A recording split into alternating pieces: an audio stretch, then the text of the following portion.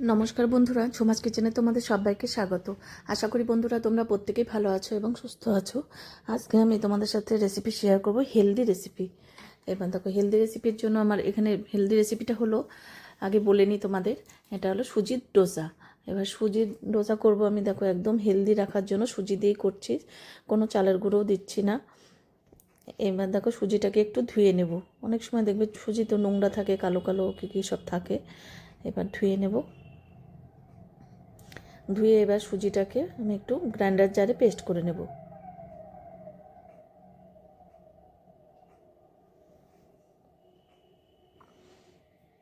এবার দেখো পেস্ট করা হয়েছে, একটা গামলায় ঢেলে নিলাম। এবার এই ব্যাটারের মধ্যে অল্প বেসন দেব, যাতে বাইন্ডিংটা ভালো হয়।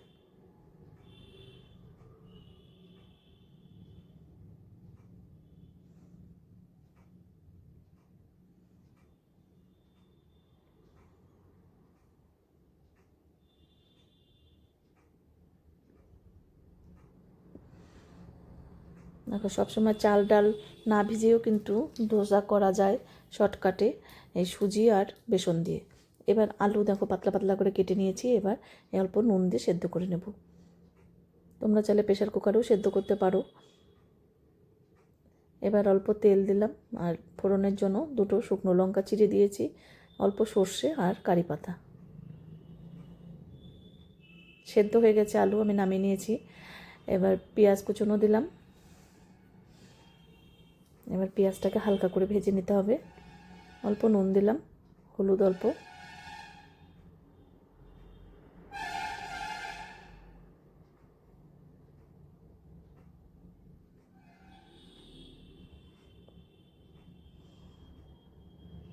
এবার একটু গাজর কুচনো দিলাম, এটা গ্রেটার দিয়ে গ্রেট করে নিয়েছি একটু হেলদি করার জন্য। দেখবে বাচ্চারা অনেক সময় সবজি খেতে চায় না, সেই জন্য আমি আমার মেয়েকে এইভাবে সবজি খাওয়াই।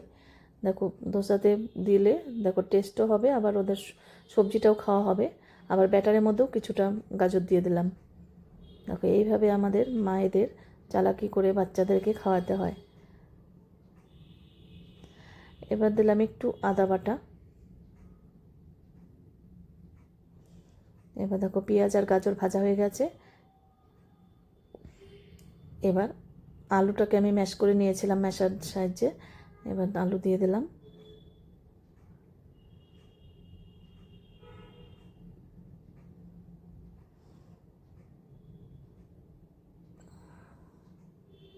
এবার আলুটা খুব ভালো করে একটু কষিয়ে নিতে হবে।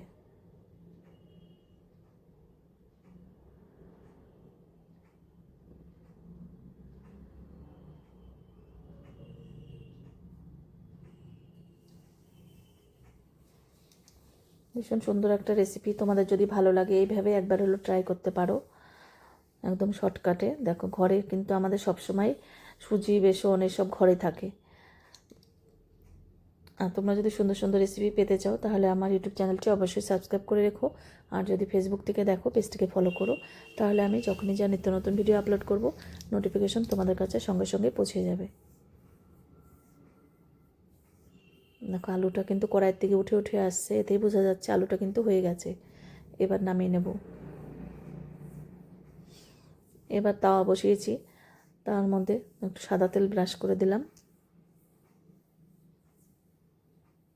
এবার ব্যাটার দিয়ে একটু ছড়িয়ে দেব। দেখো হাতার পেছন দিয়ে একটু ঘুরিয়ে ঘুরিয়ে ছড়িয়ে দিতে হবে। দেখো এক পাশটা হওয়ার পর তারপরে কিন্তু উল্টাতে হবে, নাহলে ভেঙে যাবে। এবার অল্প তেল ব্রাশ করে দিলাম। এবার দেখো এটা আস্তে করে এটা উল্টে দিতে হবে।